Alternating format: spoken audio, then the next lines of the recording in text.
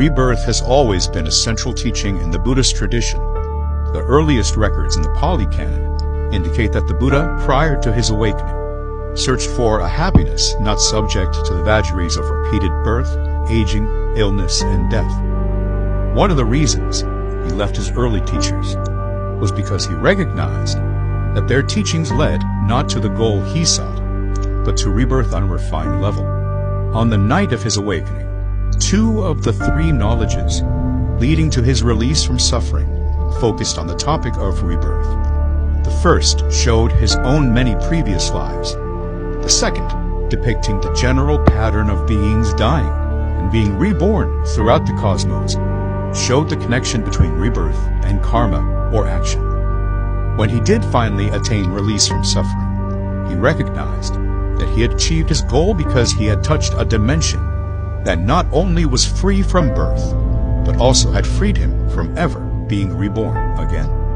After he had attained release, his newfound freedom from rebirth was the first realization that occurred spontaneously to his mind. When teaching the path to awakening to others, he defined the 4 stages of awakening achieved by the path in terms of how many rebirths remained for those who reached them, up to 7 for those reaching the first stage, 1 return to the human world for those reaching the second, rebirth followed by total liberation in the pure abodes for those reaching the third, and no rebirth for those reaching the fourth. On one occasion, when one of his disciples, who had not reached full awakening, passed away, he would comment on the disciple's rebirth. As to when Anathapindika, the householder, after his passing, appeared to the Buddha as a heavenly being. When any of the Buddha's fully awakened disciples passed away, he would state that one of the amazing features of their passing was that their consciousness could no longer be found in the cosmos. Rebirth, he said, happened to those who still had clinging, but not to those who didn't.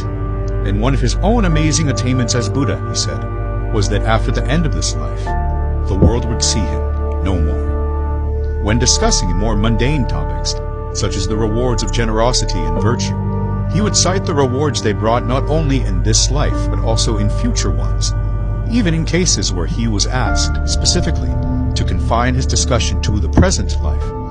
He would end the discussion by referring to the rewards of these skillful actions after death. So the theme of rebirth is woven inextricably throughout the Buddha's teachings, and freedom from rebirth has been a central feature of the Buddhist goal from the very beginning of the tradition.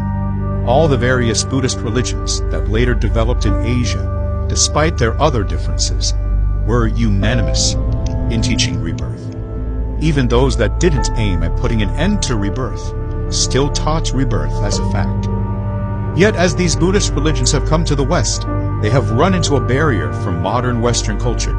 Of all the Buddha's teachings, rebirth has been one of the hardest for modern Westerners to accept. Part of this resistance comes from the fact that none of the dominant worldviews of Western culture, religious or materialistic, contain anything corresponding to the idea of repeated rebirth.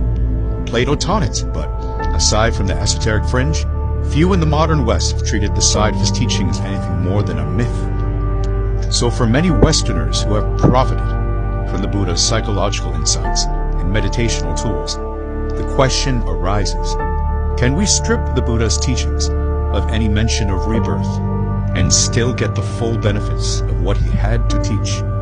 In other words, can we drop the Buddha's worldview while keeping his psychology and still realize everything it has to offer? Although it's possible to gain some benefit from the Buddha's teachings without accepting what he said about rebirth, if we want to get the most out of his teachings, we owe it to ourselves to give his statements on rebirth a fair hearing, because rebirth is such an important working hypothesis in following the path all the way to the end of suffering. And because misinformation on these points is so widespread, it's necessary to discuss the Buddha's actual teachings and their context in some detail.